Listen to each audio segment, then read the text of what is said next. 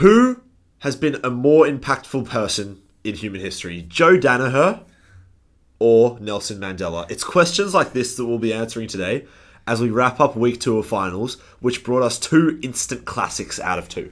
What an unbelievable 2 games. We watched the Port Adelaide versus Hawthorn game. When I thought the Sydney game couldn't be topped last week, this one smashed it. We saw incredible intensity, which you're going to break down in just a second. Then we followed it up on Saturday night with an absolute classic, massive comeback, GWS versus Brisbane Lions. But we're going to start off with the Port Adelaide Hawthorn game. Tell me about it.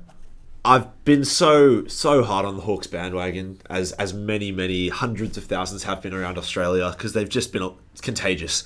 And it's the end of their season, and the first thing I want to put the spotlight on was how Port performed and how they came back from the week before. It was truly one of my favourite games to watch of the year. These were probably the 2 best games of the season so far. Because that Port Hawthorn game, just the intensity that Port brought from first whistle to final whistle, it didn't stop. It was relentless.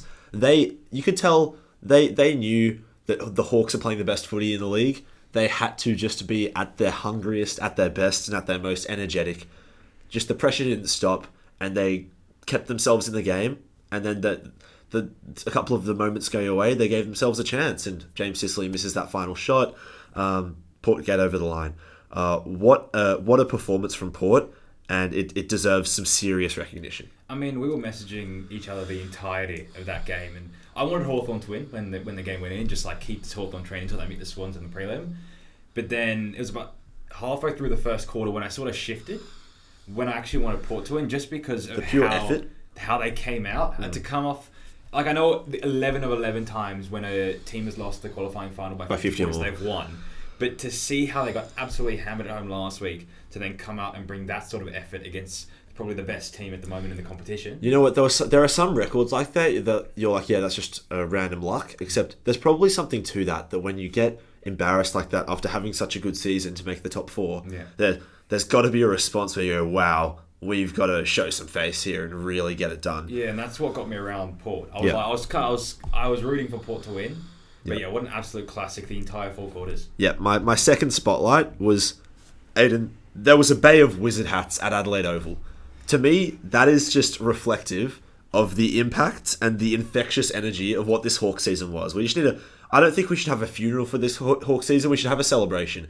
Hawks fans, there'll be like a week of mourning, but after that, they're going to look back at this season and just be the happiest fans in the league outside of whoever wins the premiership. I remember when it was like, I think 3rd quarter, you called me and he goes, Aiden, there's a row of wizard hats in Port Adelaide. It's an Adelaide Oval and there's a bay of wizard hats. Oh, God. I know they didn't make a prelim final. It was still a fairy tale of a year. To be 0-5, 16th last year, meant to be at a really, really early stage of a rebuild, and what's just suddenly turned around. It's inspirational for any team thinking that where externally people are saying that they can't do it. So the league is going to be having to reckon with Hawkball for a decade to come. My third final spotlight on this game was the biggest controversy of the round, which was Ken Hinkley's post-game interaction with Jack Ginnivan. There have been a lot of contrasting opinions about this. I know a lot of people criticised Ken Hinkley quite strongly, and then Kane Corns came out defending him, saying the reactions have been over the top. To put it bluntly, I thought it was a disgusting and childish display from Ken Hinkley. I get that he thought Jack Ginnivan's comment during the week was arrogant and rude, and it's all good and well to use that to fire up your team for the game, but what Hinkley's done there in the post-game is essentially bully a 20-year-old, targeting him at the point where he's like heartbroken and he's lost the game. It's very, very classless in my mind. And Ginnivan's comment, the "we'll see you in 14 days" on Brodie Grundy's post, it had nothing to do with Port Adelaide or Ken Hinkley. That was just an expression of the sort of youth and confidence of this Hawthorn team internally, I feel. And let me just say, I don't think there should be any repercussions for Ken Hinkley in terms of AFL intervening. I don't think that should be a fine or anything. There was nothing physical. Any freedom of speech. Someone can talk crap to anyone, right? But if I was a Port player or a Port supporter, I'd be quite embarrassed and ashamed of Ken Hinkley. See, I saw this a bit differently. Yeah. I wasn't nearly as against it as you are. And what we did see is about 20 minutes ago, the AFL issued a $20,000 fine to Ken Hinkley. Which I disagree with. I don't know if you've seen that. I didn't agree with it either. But yes, I agree. He shouldn't have done it. It could have definitely been avoided. But just think about sort of what he's been through, and maybe this isn't, you might not see this as an excuse, but I'll sort of take you through it. Like even what his team has been through, and like sort of what Hawthorn have been the entire season. His job has been under threat for a long time now, with every game seeming to be his absolute last game. Booed by his own fans. Well aware that if he loses, he's out. In several interviews, the players see Ken as sort of a father figure. He's an extremely emotional guy. We saw that interview where he broke down halfway through the season when Port was struggling.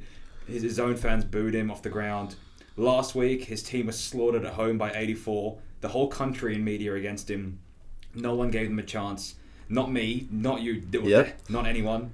Then Ginnivan, who maybe, I think he took the piss out of Port a little bit. Just say, I know he said see you in 14 days. I reckon but he would make a comment like that regardless of who he was against. Potentially, but if you're a Port player and you see that comment, you're just thinking they're just brushing them aside.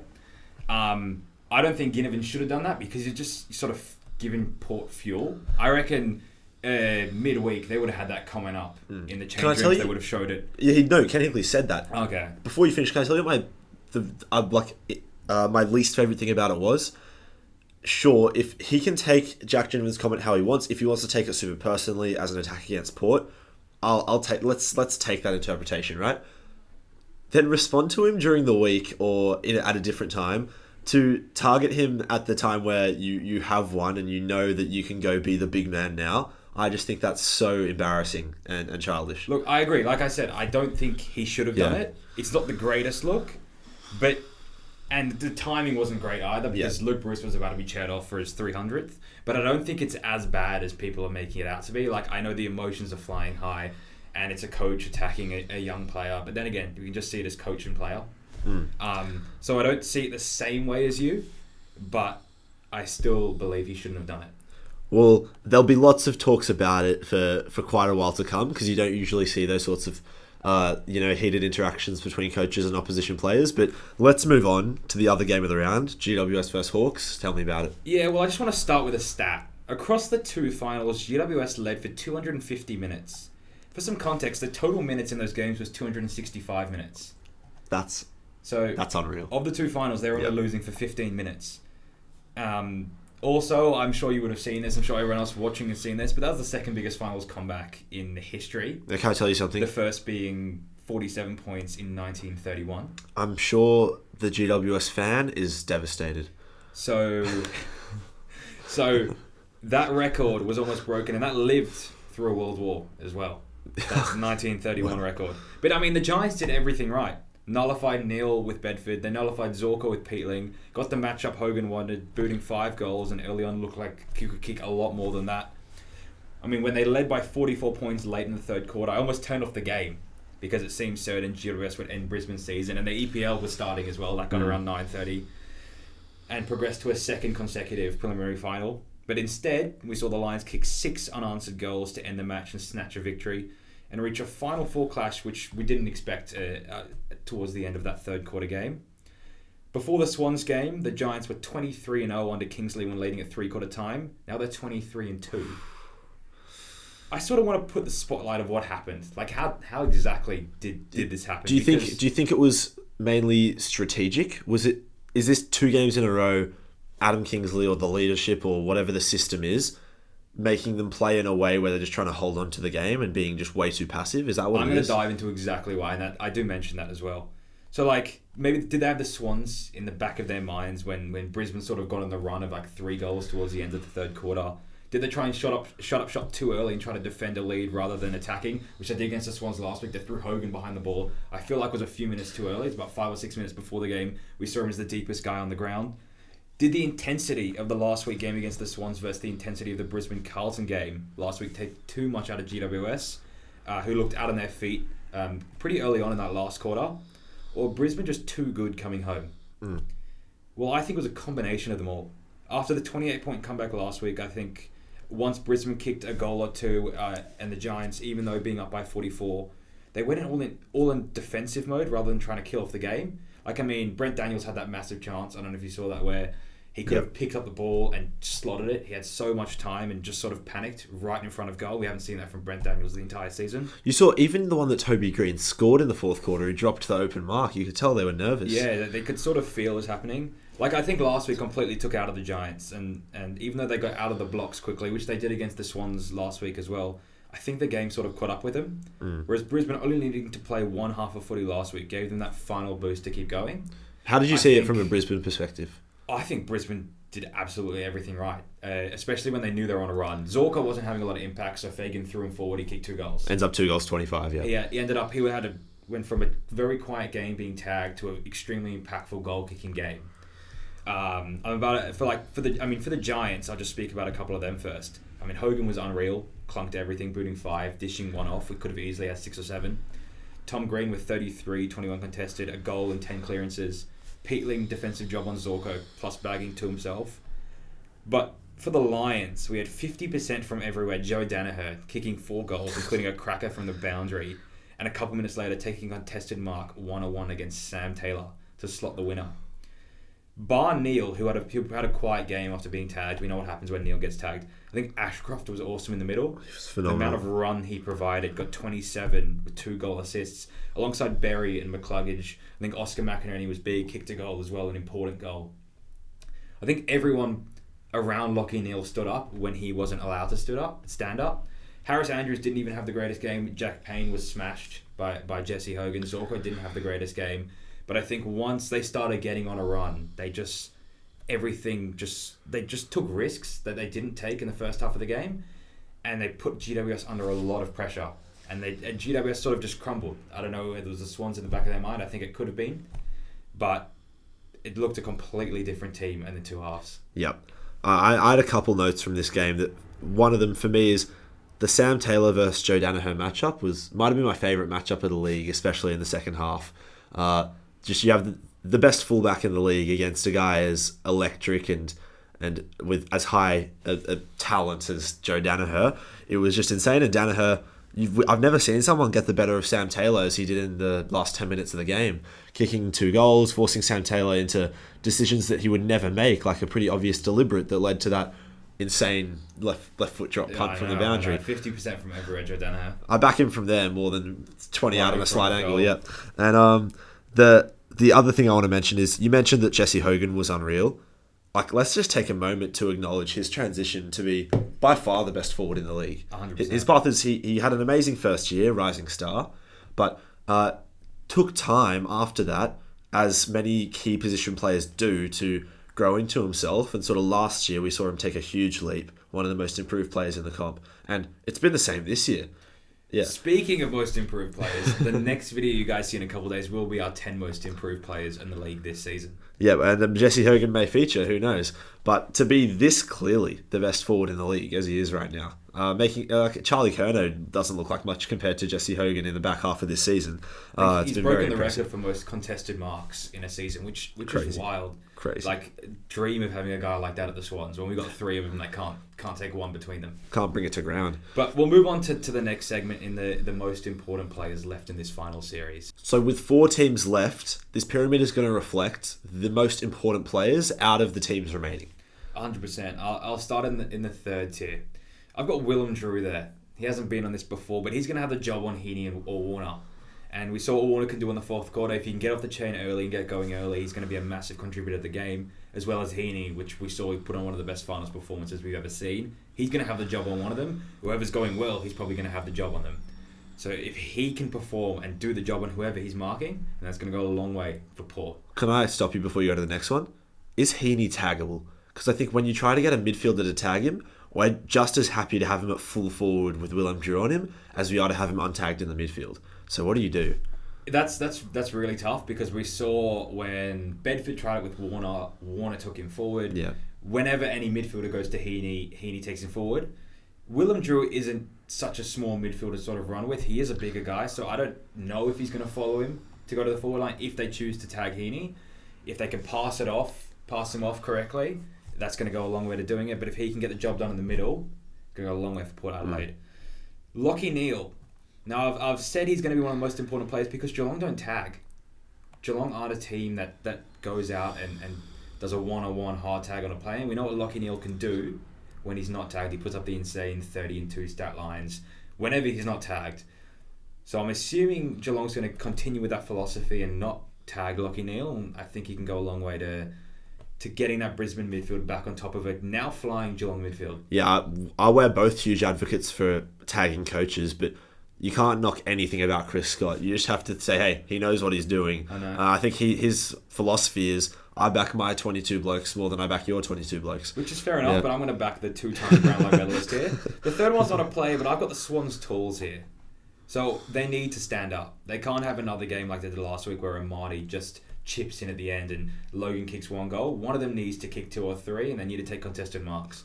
It can't just be Heaney in the middle or other midfielders dominating around stoppage to try and progress the ball forward to then it falls to one of the small forwards, Papley, who then dishes it off to not our main goal kickers to really impact the game.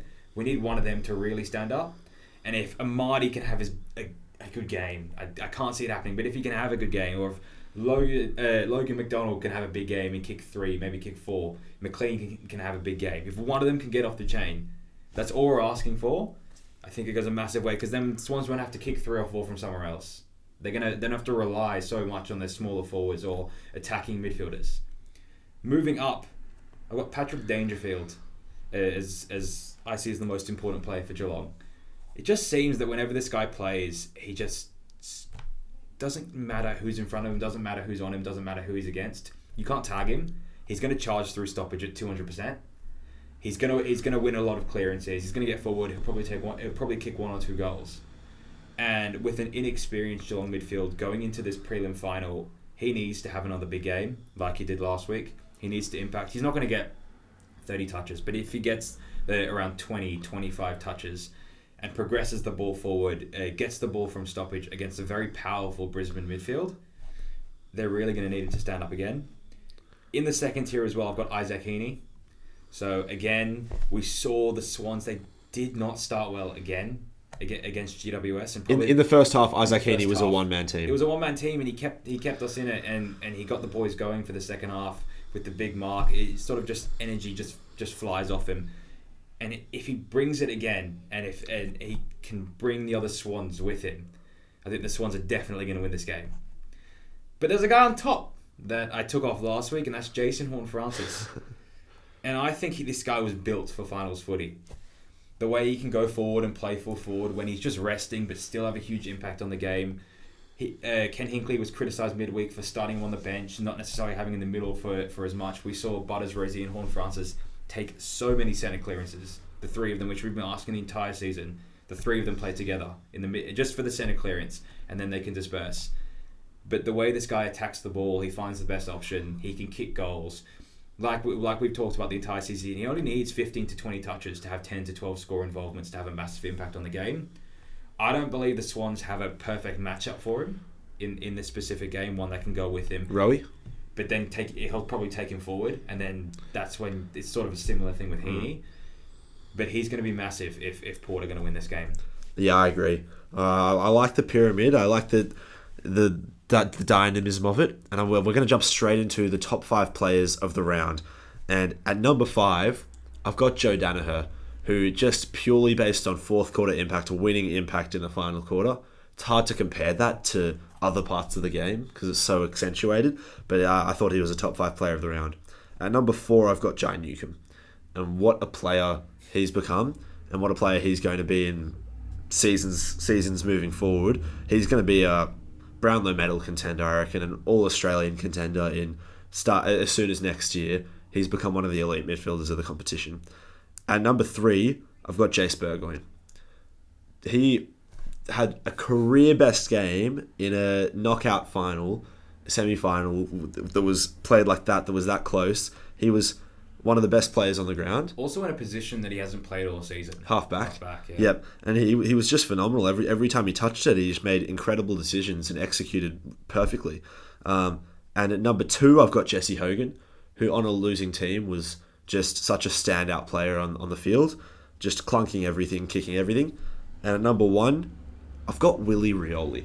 Rioli did not get that much of the ball, but when he did, he made just phenomenal decisions, such a natural footballer and such an intelligent footballer. And when he didn't have the ball, he just applied pressure and pushed all the right buttons against the Hawthorn defence to create opportunities for his teammates. So he only had 2 goals and 15 disposals, 4 marks, 3 tackles. but it was just the presence, and you could notice him throughout the whole game. He was such a difference maker.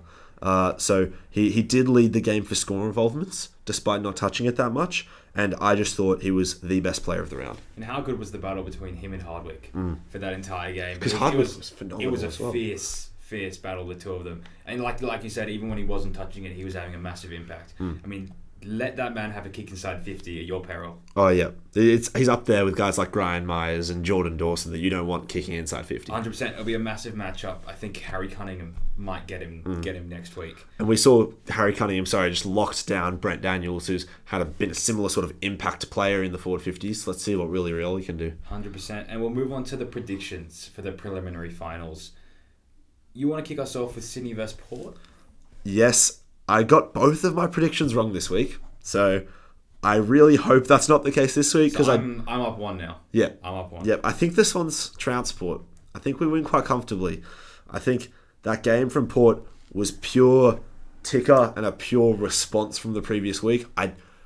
It's hard to see them providing the same sort of energy this week away from home against the Swans. And while they might bring it, I don't know if it'll be good enough, even if they do bring that energy. I think Swans win. Fair. I mean, it's an interesting one, especially when the Swans played Port and Port win by 112 points not so long ago. That we do have to mention that, don't we? I think it could be in the back of some of the Swans' minds. It could give some of the Port players a bit of confidence. But yeah, just coming off that game against Hawthorn, it's going to be tough to get themselves going again in just 1 week's time. I'm going to go Sydney. Yeah. I'm going to pretend to not have bias. I'm going to go Sydney. I think it's so key that the Swans get a hot start, because if Port kick the first 3 goals, that's when it might get in their heads. They go, we lost to these guys by 100 not that long ago, did we? So tell me what you think about Geelong Brisbane. This is a real tough one again, because I think on paper you see Brisbane, but I think Geelong just bring it every single time, and I picked Geelong to beat Port in the qualifying final, and Geelong showed up. I think now at home they've got a bit more confidence, and we know what happens when Chris Scott gets 2 weeks to prepare for a game. I'm going to go Geelong here. I think Geelong get it done, and they'll play Sydney in the grand final. Can I tell you something? I always have an opinion. Like, even if it's super close, like you can just say, I back this team a little bit more. I cannot pick this one. I really cannot. I know how impressive Geelong were and how Brisbane just got it done in the fourth quarter, but I really cannot pick it. And I'm going to unofficially predict a draw, extra time, but official prediction, I'm going to go with Brisbane for some difference, because I really can't pick it. I like it. We've got some based off the finals we've seen so far, we've got some massive preliminary finals coming up. We're going to back the Swans to win. We're hopefully going to be there. We're hopefully going to be there on grand final day, and we'll see you all next week.